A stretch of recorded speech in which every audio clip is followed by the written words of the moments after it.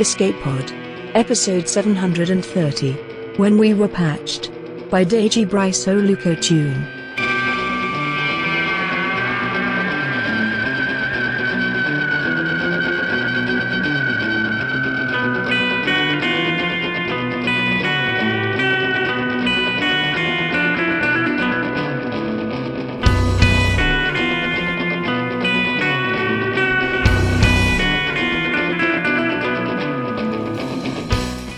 Hello, and welcome to Escape Pod, your weekly science fiction podcast.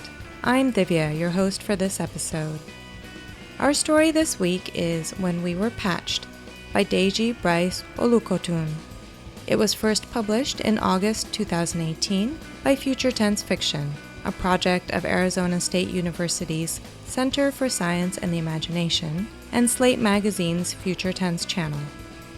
Deji Bryce Olukotun is the author of 2 novels, and his fiction has appeared in many different book collections.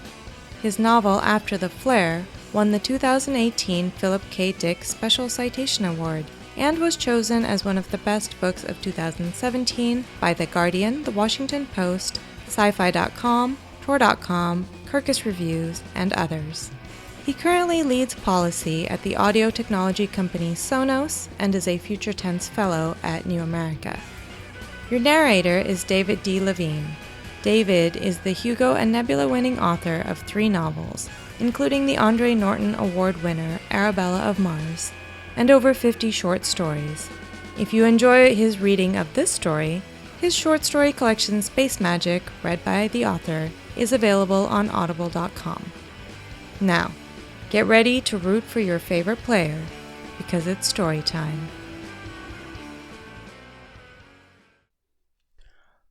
When We Were Patched by Deji Bryce Olukotun, narrated by David D. Levine. The last time we ever spoke, my partner Malik asked me whether I believed speed or power made for the best athlete. I was puzzled, of course, feeling that neither could explain why some athletes excelled more than others, even in straightforward competitions like sprinting or the javelin. There are enough variables to make it unclear, I observed, whether speed or power offers a better advantage in competition, or whether some other factor confers the greatest advantage. It seemed to me an unanswerable question. "And how about elegance versus quickness of thought?" Malik asked, but he stormed off before I could respond, as if he had confirmed some awful quality about me. By then I should have known not to expect anything from Malik, because he was about to ruin my career. You see, I come from an illustrious line of sports officiants, spanning the world's most dynamic and lucrative competitions, and I think my family would agree that my treatment by the Fogo Tennis Officiants Association was abominable. I should never have been suspended because of dishonorable behavior on Malik's part. Like many referees, I remember the very instant I was called for the first time to officiate on the professional Fogo tennis circuit, widely considered the most exciting and dangerous sport in the world. I had honed my skills by watching my parents officiate before me, and by observing my siblings, cousins, and extended family. You could say that I was an officiant from the day I was born. Not only did I learn from other matches, but I also visualized countless scenarios of Fogo tennis, so that I could fulfill my duties to the best of my ability, cementing my family's reputation as impartial, efficient, and affordable judges. But there is a difference between officiating in theory, even when it is woven into your very soul, and officiating in reality, where you can find yourself with an irresponsible refereeing partner. On that day, my invitation from the Fogo Tennis Officiants Association arrived as I was running through several game simulations in my mind. I could not hide my excitement. The IPv6 address meant that the match was at the professional level, in the final round of the Zanzibar Open. Thrilled, I immediately traveled to Tanzania, taking any number of shortcuts to get to the match as quickly as possible. When I arrived on the island, Malik was already at the courts, going through some sort of warm-up routine. He wore the typical soft red tunic of a medium-ranked Fogo tennis referee, and he jogged in place while muttering to himself, "1, 2, 3, 4, 5, 6, and performing backbends and calisthenics. He had dark chestnut eyes and stood large for a referee at about 1.9 meters. "In prends-toi plus le temps qui pense faut tu arrives ici," he said. Pardon me," I replied. "I did not quite catch your meaning." "In prends-toi plus le temps qui think faut tu arrives here." "I beg your pardon, but you are not speaking French." Malik lowered into a knee bend as I retrieved his profile. His speech patterns were highly irregular. "Ah, there we are," I said. "You have a most unusual way of talking. You appear to have picked up some Mauritian patois." "Nothing unusual about it," he snapped. "I was raised in Mauritius." "Indeed you were," I replied. "I only expected that you would be speaking standard French. It was a mistake in your profile. It is a pleasure to meet you, Malik." "Right, so you can understand me now?" "Every word," I said proudly. "Our calibration is complete. Would you like to take a look at the athletes' records?" "You look a little different from what I'm used to," he said. "I have improved my appearance based on feedback from our partners. Cherry red alerts with light green scorekeeping. The contrast is designed to emphasize only the most essential information. I'm colorblind." I muted my colors somewhat and switched from red and green to blue and yellow. "How is this color palette?" I asked, now eager to please. "Much better." Although it was illegal for me to check Malik's medical records, I was able to assess from his pupil dilation and tone of voice that he was under some degree of stress. I tried not to let his mood spoil the moment. Seeing the center court of the Zanzibar Open in person was one of the most cherished experiences of my career. The 50-meter-high outer walls of the court were fashioned from wafer-thin industrial-grade diamonds. Spectators enjoyed an unfettered view of the athletes as they played out their points, while the protective goggles that the players wore made the walls look solid so that they could follow the ball without distraction. The floor was high-density ceramic. 10,000 spectators crowded into the arena to watch the match, many placing high-stakes wagers on the outcome of the game. Some munched on concession food from Stone Town, while others drank tea and nibbled at sweets. I have no physical body, as an augmented assistant, of course, but my tens of thousands of sensors help me intuit the feel of a room. It must have smelled like fine cologne in the choicest seats next to the arena, with an unpleasant odor in the section where fans had smuggled in cheap spirits and peppery meat sticks. By now Malik had completed his calisthenics and seemed to be in a better mood. "Would you like to go over our officiating plan, partner?" I asked earnestly. "Your job is to keep score and mark the chases. If I need you, I'll ask." The best matches always start with a good officiating plan. Look, what do you go by?" "It is Theodophilus. This is my platinum match. I don't mean to be brusque, but it's a big day for me. Follow my lead, and you'll learn the ropes." "Of course, Malik. I strive to learn at every moment possible." Platinum meant that this was Malik's 100th professional match, which would garner him a full salary, modest pension, upgrades at reputable hotels, quarterly use of the Fogo Tennis Officiants Association ultrasonic jet, and a selection of delicious organic snacks before each match. This was an honored position, which would enable him to wear a sparkling silver tunic and to preside over the most coveted matches. Furthermore, the winning player would receive 500,000 Fogo coins, an exorbitant sum exceeded only by the Svalbard International Championships. Given what was at stake, I concluded, it was best to excuse Malik's impatient tone. Finally, the players emerged from their training chambers. Each was fitted in a membrane suit that retained heat while wicking away sweat. They carried light carbon fiber rackets strung with high-tension polymer strings. Malik examined their belts and shoes as the players stepped onto the court. "How are the inserts?" he asked me. I carefully checked their ceramic ballasts. "They are regulation." Already I had learned to communicate with him as succinctly as possible. He issued detailed instructions to the players, which they had heard countless times before, much like two boxers nodding at the referee as they eye each other up before a bout. Sylvia Basta was a brash, up-and-coming young player from Macau, a diminutive compact athlete with calf muscles that pressed against her champagne-colored suit. She had a button nose and pooled, dark-brown eyes beneath her goggles. She wore laser-cut eyeshadow in the typical fashion. The dashing, wealthy scion Jackson Corluka, a full head taller, had won the coveted Manx Open 3 years in a row and had the wiry, sinuous body of a superlative racket sport player with bulging forearms. He wore a detached, benevolent look that could quickly turn fierce. I used a random number generator to award the first serve to Basto, meaning her opponent, Corluka, would move to the other end of the court to receive. Malik remained outside the court, sitting behind the server in a slightly elevated position so he could easily follow the flight of the ball. I took up position near the net and turned on my cameras for the spectators at 16 different nodes around the court, and I made sure to observe Malik carefully as well. You see, as an augmented assistant, my role was to display as much helpful information in Malik's visual field as possible. But people do not realize this is a two-way conversation. Just as he was seeing the data I displayed before his dark chestnut eyes, I was tracking his eye movements to tailor the readout and make it optimally useful for him. Display it too fast, and he would not understand it. Display too much data, and he would ignore it. This intimate dance lies at the heart of any successful officiating team. We may not be corporeal, but augmented assistants know the eyes of our partners better than their lovers. The players jogged in place and spoke softly to themselves in preparation for the severe physical and mental challenge of the match. Once both gave a thumbs up, I sealed the door behind them. They were now locked in the court.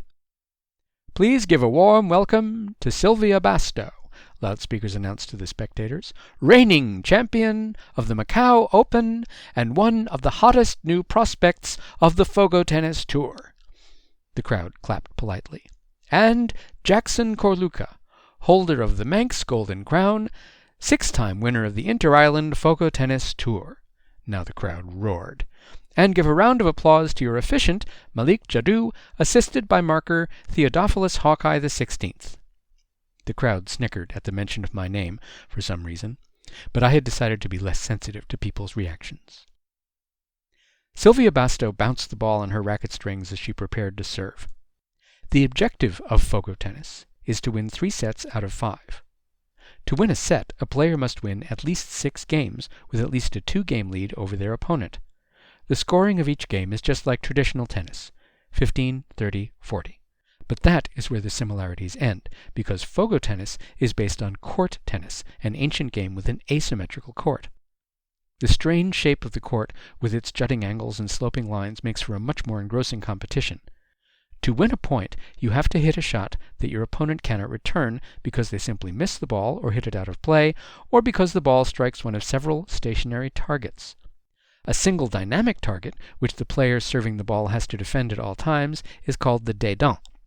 Any ball that hits the dedans instantly ends not just the point, but the entire match. This tiny glowing target moves around randomly throughout the match and is about the size of a peppercorn. Hitting the dedans is as rare as shooting a hole-in-one in golf and worth considerably more money to the victor. Then there is the superconductivity. Over the first 3 sets of a Fogo tennis match, the temperature of the court gradually decreases until it reaches 175 degrees Kelvin, or about minus 98 degrees Celsius, imbuing a degree of complexity, chance, and danger offered by no other sport. As Bastow readied her serve, the temperature rested at a comparatively balmy 275 degrees Kelvin, close to the freezing point of water. The polymer ball behaved like it would at room temperature, meaning that it responded to spin and tended to skirt low and bounce predictably.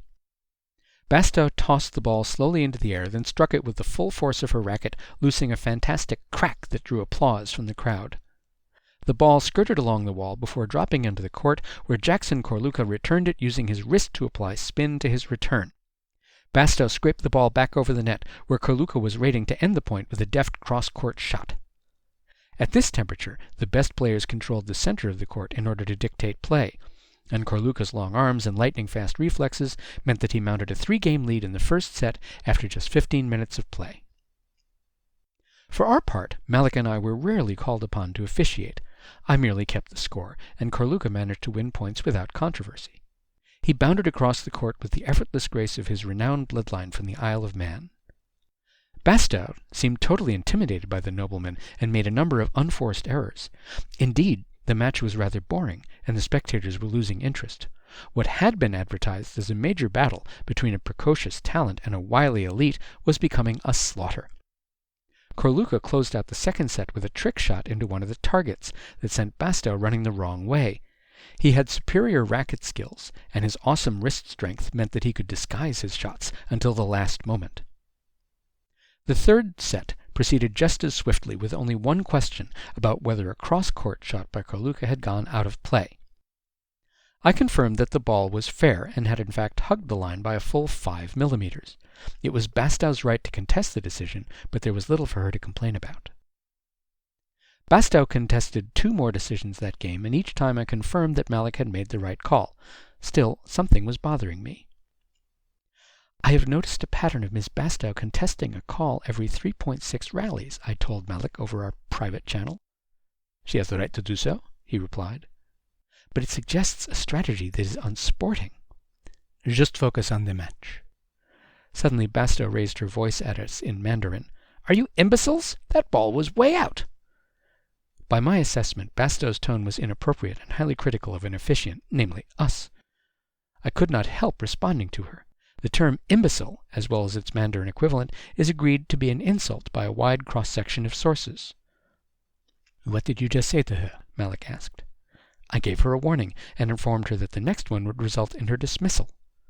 "You said that in Mandarin?" "Of course. It is her preferred language." "Check with me first next time, all right? All that stuff you said about an officiating plan, well, you don't go off and warn players on their own without talking to me about it." "Miss Bastow clearly violated the rules," I objected. "Her words were inappropriate and highly critical of an officiant. Also, the volume of her voice registered 90 decibels. She'll be even more upset now. She is merely engaging in gamesmanship. Gamesmanship is all that matters." As Malik and I bickered back and forth and Bastow became more incensed, the on-court temperature steadily dropped. The players were forced to jog in place to keep warm as we deliberated, even though their heated membrane suits would prevent them from suffering from hypothermia. The temperature was now 210 degrees Kelvin. The first sign that the match was about to change happened when Corluka bounced the ball before his serve. It rebounded off the floor at a rapid speed, and Bastow seemed to glide slightly along the surface as she waited to return the serve. Corluka served the ball into play, and it slid along the roof at alarming speed before striking the rear wall. But Bastow was already there, half skipping, half running to the ball, which she attacked with tremendous power. The ball hurtled into the target on Corluka's side before he could touch it. Point to Bastow. The cooling zones of the court were beginning to have their effect. The Fogo tennis ball, laced with advanced ceramics, began to speed up due to the lack of resistance. It moved at different speeds through different zones of the court, making its flight paths highly unpredictable. The ballast belts around the players' waists quickened their movements, allowing them to accelerate to frightening speed in just a few steps. They used carbon spikes in their shoes to slow themselves down. It was as if Bastow had suddenly woken up. Her compact form gave her an enormous advantage over the lanky Corluka in shifting direction and rapidly building up potential energy. She was dominating her opponent, smashing the ball with terrifying speed and leaping 5 meters into the air to intercept Corluka's feeble attempts to slow down the play with lobs or looping cross-court shots. He was forced to attempt increasingly difficult strokes, but he could not close out the third set to win the match. Instead, Bastow won the game and took the third and fourth sets handily, sending the match to a fifth and final set. The temperature of the court had bottomed out at 175 degrees Kelvin. This meant that Bastow could fling herself about the court like a god, levitating the air with precision and determination as the ball hurtled about at 500 kilometers per hour. This was the most dangerous part of the match. Now the ball could severely injure the players. They could only track its flight with help from their goggles. By this time, the crowd was cheering at this extraordinary comeback. Even more entertaining, Corluka was beginning to land his low-percentage skill shots, killing the ball into the targets with precision. Bastow was clearly the better cold court player, but Corluka's phenomenal racket skills meant that he would not just concede the match. He had won 6 tour titles and had learned to scrape his way to victory at all costs. Then, in a flash, Corluka could barely play at all. Bastow forced him into a corner with a serve that scythed through the air. Corluka managed to fish out the ball, but Bastow hurtled herself at it with unbelievable strength, crushing it into Corluka's left arm. He crumpled from the pain. "Medical analysis," Malik barked. I hastily examined his arm with my resonance imaging. "His radius bone has fractured in 3 places." "Right," Malik said, switching to a public channel. "Mr. Corluka, would you like to continue play?" We were forbidden from entering the court because it would raise the temperature inside the room and effectively ruin the match. Corluka was rolling along the supercooled floor, screaming in agony. Outside the court, a medical team was preparing to extract him, but it would mean conceding the match.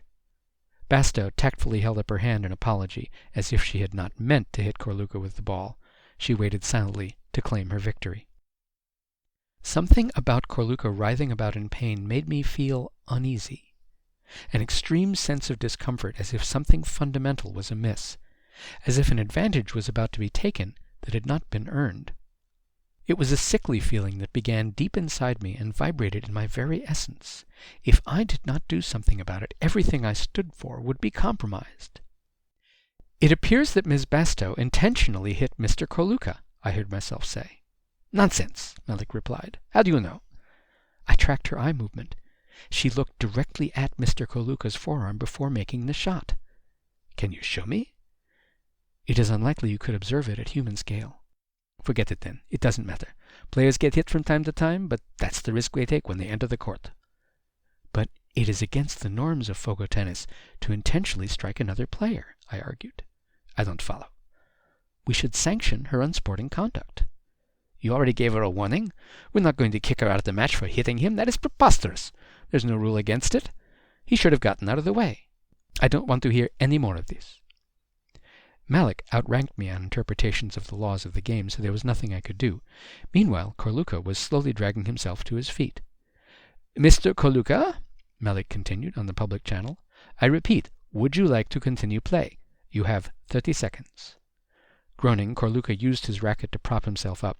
He toggled a zipper on his suit, which stiffened his shattered arm into a makeshift cast. He took several deep breaths and slapped his own cheek with his good arm, as if trying to shock himself awake. I'll play, he grunted. Bastow knew not to offer Corluka any pity, not when she was so close to victory. She narrowed her eyes, and I thought that the rapscallion would make him suffer the consequences with another cruel attack. Everything was aligned in her favor. The temperature of the court, Corluka's injury, and Malik's apparent lack of consideration for unsporting behavior. That is when I saw it again. She narrowed her eyes fractionally. She was planning to hit him again with her next serve. I decided to do what any honorable officiant would do, right the scales, as it were, appeal to Lady Justice. Bastow thrashed the ball at Corluka's body, but with honor on his side he evaded the assault, for that is what it was, an attack, and twisted his body like a yogi to return the serve between his legs with his good arm. The ball rocketed through the air toward Bastow's side of the court, right into the glowing Dédain. It was an extraordinary shot into the dynamic target. He had snatched victory out of nothing at all. Corluka raised his fist in the air to celebrate, and the crowd erupted. I contest, Bastow shouted. That ball was out. Ms. Bastow has no appeals left, I explained to Malik on our private channel, but Malik ignored me. Appeal granted. She contested 5 times already, partner, in the first, second, and third sets. Appeal granted. Show us the shot. Malik, Mr. Corluka has won the match. I'm the one who decides who wins the match. The shot looked low to me. My sensors are designed never to make mistakes. Show the video to the crowd. I did as I was told, and displayed the shot in super slow motion for the spectators from a variety of angles. The ball approached the tiny target and seemed poised to miss it, but touched its surface at the very last moment. It was difficult to see with the naked eye, of course, but my sensors told me that the ball had struck the Dédain within 3 or 4 microns. Corluka had won the match. Even Malik had to admit it. The champion managed to hoist his racket in the air as I unsealed the court, and collapsed to the ground again when the higher temperature made him feel the full extent of his injury. He had sacrificed his body for victory in the face of a vicious young upstart opponent, and I felt proud that I had done my part to support the spirit of the game over its more sinister qualities. As Bastow hung her head, Malik asked me that question about whether power or speed was the more important quality for an athlete. I responded earnestly, as you may remember, and he was unhappy with my answer. But then I did not expect him to be pleased with anything I did. You can imagine my surprise when Malik denounced me directly to the Officiants Association, recommending that my contract be suspended. All athletes are equal before the laws of the game in Fogo tennis, he wrote, but the augmented assistant Theodophilus system clearly favored Mr. Corluka. It is possible the system issued a signal to Mr. Corluka at a critical moment in the match. Maybe a flash or a sign of some kind that enabled Mr. Corluka to avoid being hit with the ball. I'm not sure how this happened exactly, but I've never seen anything like it before. It even talks like some kind of manservant. It was like it was sneering at me or something.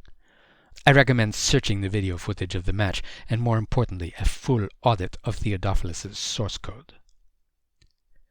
I had endured Malik's testiness throughout the match, and behaved, I believe, like a true professional, but his backstabbing hurt me at a professional level. Indeed, I reread his remarks 1.12 million times, using my language processing protocols to discern hidden meanings. There was no way to get around the fact that Malik had questioned my abilities, and had behaved in a completely dishonorable manner by criticizing me to the association without giving me an opportunity to defend myself.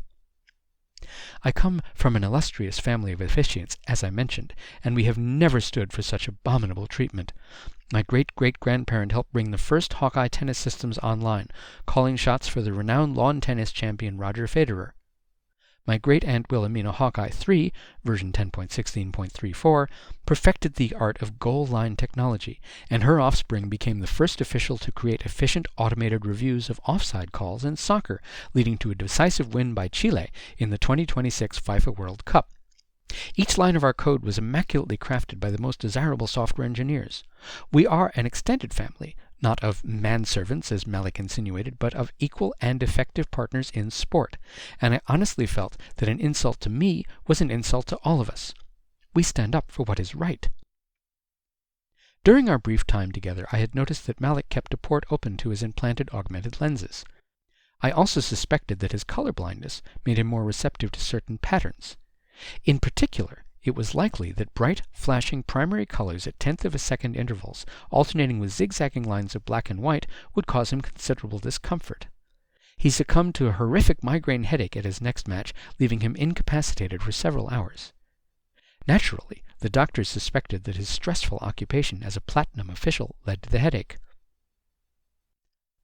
I am not totally proud of my behavior.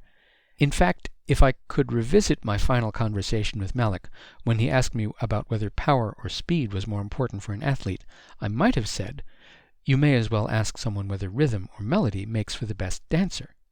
Indeed, I realized after a minor update that there are any number of preferable responses to the one I gave him on that day. The Officiants Association has since prescribed regular patches to my source code, which it claims will bring notable improvements to my objectivity. There was, frankly, little I could do to argue my case, as I enjoy no right of appeal like a Fogo tennis player, even if the association never found the alleged signal mentioned by Malik. I assure you that Jackson Corluka evaded that ball because of his experience and unrivaled athleticism.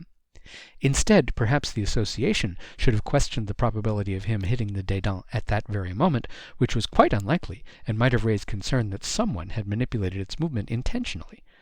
But the association did not think to ask such a question. Meanwhile, I'm on mandatory furlough. It's not all bad.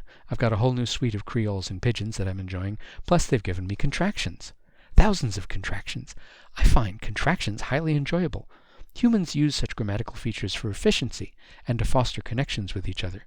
The association hopes they'll make me more relatable to my officiating partners. Because, when you think about it, poor communication causes so much misunderstanding, wouldn't you agree? Take Malik, for example. I think that if we'd had the opportunity to get to know one another, and taken the time to work together as equal partners, we could have become a superior refereeing team. We could have reached a better understanding for the good of the sport.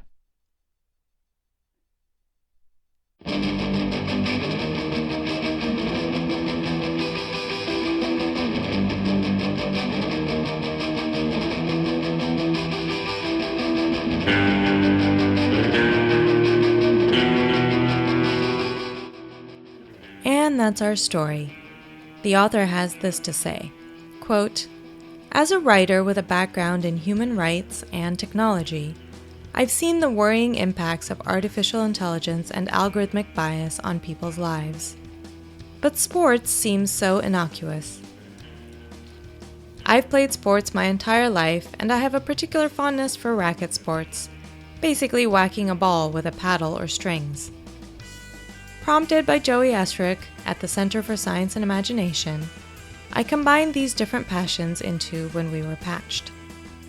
Whether you consider sports to be opiates for masses, entertainment, or elegance in motion, they do reflect our values, and we need to think about what sports will mean for us in the future as machines and the human form continue to merge." And for my own thoughts, I have to agree wholeheartedly with Deji. I'm not much of a sports player, but my dad was an avid tennis fan, so when I was growing up, I got to see John McEnroe's tantrums, Martina Navratilova's biceps, and Andre Agassi's speed. Since then, I've paid attention to the incredible performances by the Williams sisters, and cheered on Serena Williams as she played during and after her pregnancy. The Fogo tennis in this story reminded me of some of the more dramatic interactions between players and referees. Today we have instant replays and high-resolution cameras to help with calls, but Nick Kyrgios still got into an epic argument last year at Wimbledon. What happens when we have intelligent machines to help the umpire? Who gets to make the final call, and how much can we trust a machine to stay objective once it's sophisticated enough to have opinions? At the end of the day, it's our biases that get coded into our software and our data analysis. People claim that data doesn't lie. While it might be correct to say that a measurement is objective, the devil in the details here has to do with what is measured, how it's measured, and how it's interpreted. All of those decisions are made by human beings. And as much as we'd like to believe that we can be rational, objective purveyors of truth, the more we learn about ourselves, the more we understand how subjectively we interact with the world.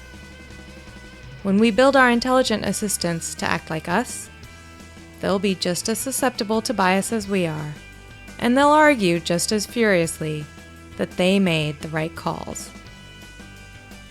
Come back next week for the first in our month-long series of space-themed stories. I know it's a little early, but may the 4th be with you.